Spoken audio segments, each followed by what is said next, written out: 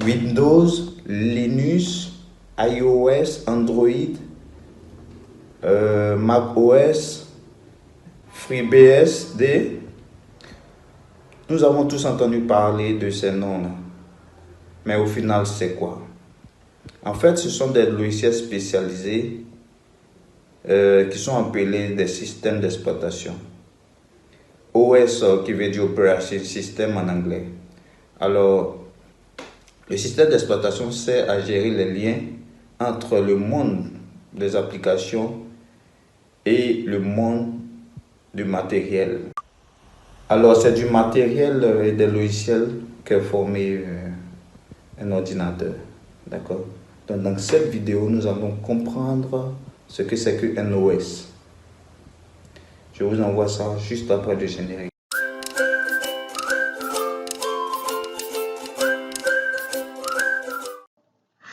Alors, dans tous les ordinateurs, nous avons des applications.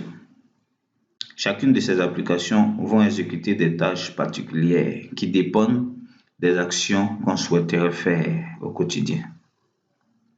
Pour que ces applications-là puissent utiliser le matériel, on ne va pas les autoriser directement à accéder aux différents éléments de l'ordinateur, et ça à 90% des cas. On aura besoin d'un intermédiaire qui sera le système d'exploitation. D'accord? Alors, précédemment, nous avons vu les composants d'un ordinateur dans la vidéo précédente. Je vous invite à aller voir d'ailleurs. Il faut dire que l'ordinateur est composé de 3 éléments principaux. Nous avons la mémoire qui sert à stocker l'information et à y accéder quand on en a besoin. D'accord?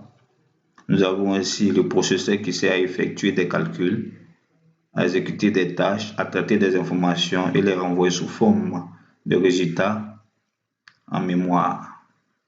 Et enfin, nous avons les périphériques d'entrée et sortie qui permettent de communiquer avec l'extérieur. D'accord? Ici, je vais vous expliquer avec mon petit fichier là, la gestion de mémoire dans un premier temps. D'accord? La gestion du processeur dans un second temps et la gestion des périphériques d'entrée et sortie. D'accord? Alors, on peut considérer la mémoire comme un tableau. Allez, ici. Comme un tableau disposant de plusieurs entrées. Alors, ces entrées-là sont appelées des mots, MO. D'accord? Donc, chaque mot correspond à une adresse. Par exemple, ici, l'adresse 0, l'adresse 1, 2, je ne suis pas bon dessinateur, l'adresse 3. D'accord? Ici, nous avons 3 types d'applications. 3 applications qui vont essayer d'écrire en mémoire. Alors, la première application va essayer d'écrire Toto en mémoire. Toto. Excusez-moi, qu'est-ce que je suis en train de faire? La première application va écrire Toto. Nous voyons Toto. Dans l'adresse 1. D'accord?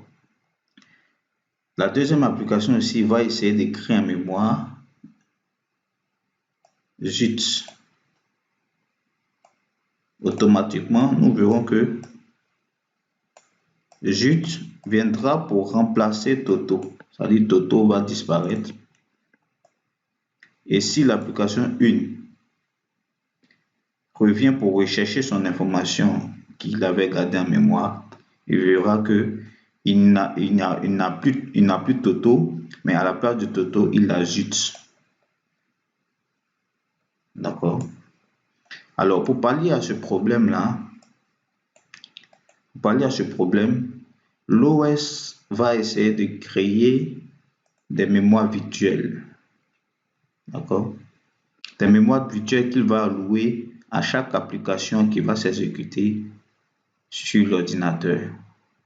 Alors, si l'application 1 essaie d'écrire Toto dans l'adresse 1 ici, d'accord? Si l'application 2 aussi essaie d'écrire Zut dans l'adresse 1 et aussi ici, d'accord? L'OS va se charger de les loger dans des adresses qui ne sont pas encore prises en compte en mémoire physique ici. D'accord? Donc on verra que l'application 1 qui a le Toto pour l'adresse 1 viendra se loger par exemple sur l'adresse 3 ici.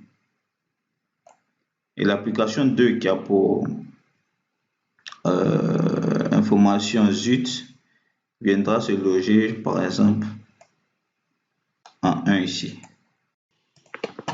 Donc on verra que la mémoire virtuelle de l'application 1 aura comme indice 1, 3. Et la mémoire virtuelle de l'application 2 aura pour indice 1, 1. Ceci dit, il n'y aura pas de collision entre les applications. D'accord? L'OS va éviter de ces choses-là grâce à la mémoire virtuelle. OK? D'accord? Donc en gros, le système va faire croire que ces applications-là disposent de toute la mémoire. Pourtant, il crée des mémoires virtuelles pour pouvoir les gérer de façon minutieuse et silencieuse. Alors ici, le rôle que va jouer le système d'exploitation, l'OS, l'operating system, au niveau de la gestion du processeur. Alors, ce rôle-là, on va l'appeler, il sera un ordonnanceur. D'accord? Le système d'exploitation ici va se transformer en arbitre entre les applications pour partager le processeur. Alors, vous me direz qu'est-ce que c'est qu'un ordonnanceur? Alors, le rôle d'un ordonnanceur est de permettre à tous ces processus de s'exécuter à un moment ou à un autre et aussi d'utiliser au mieux le processus pour l'utilisateur final. D'accord? Alors, si cette application-là, l'application 1, a fourni plus d'efforts dans ses calculs, à un moment donné, le système d'exploitation par son rôle d'ordonnanceur va mettre en pause l'application 1 pour que l'application 2 aussi puisse effectuer ces différentes tâches. D'accord? Alors, nous prenons l'image de la classe où il y a un professeur et plusieurs élèves. D'accord? Si par exemple le professeur pose une question, tout le monde ne peut pas parler en même temps. Ça sera du brouhaha. D'accord? Alors, le professeur, va donner la parole à un élève qui va lever sa main pour pouvoir répondre à la question du professeur. D'accord? C'est un peu le cas du rôle du système d'exploitation dans la gestion du processeur. Alors, conceptuellement, c'est le même processus sur tous les systèmes d'exploitation en fait. Que ce soit un Android, que ce soit un iOS, tous les systèmes d'exploitation ont le même processus. Tout ce qui change après, c'est juste au niveau de l'écosystème qui est livré derrière. D'autres systèmes sont conçus pour être spécialisés en réseau, en développement, en programmation, conçus pour les jeux vidéo, etc. Certains sont libres, d'autres sont fermés. Alors, quand je parle de fermé, c'est-à-dire que le code source n'est pas modifiable. Voilà. On a par exemple Windows qui ne livre pas son code source. Il y a Linux qui le fait avec d'autres distributions. D'accord. Il y a aussi des éléments qui sont importants. On a par exemple le kernel, qui signifie noyau en français, qui est un espace de mémoire isolé regroupant les fonctions clés de l'OS, comme la gestion de la mémoire, des processus ou des entrées et sorties de l'ordinateur. On a aussi le shell pour interpréteur de commandes en français. Il permet la communication avec le système d'exploitation par l'intermédiaire d'un langage de commande. D'accord. On a par exemple le CMD, l'invite de commande de Windows. On a aussi d'autres composants comme les file systems, les systèmes de fichiers, qui permettent d'enregistrer des fichiers dans une arborescence, d'accord? Aussi de les gérer en permettant la lecture, l'écriture et l'écriture des fichiers. Un autre élément encore, et je pense qu'on va terminer sur ça, ce sont les drives pour pilote qui favorisent la gestion des périphériques, c'est-à-dire la gestion des entrées et sorties, comme les imprimantes, les écrans, les scanners, les cases, etc., etc.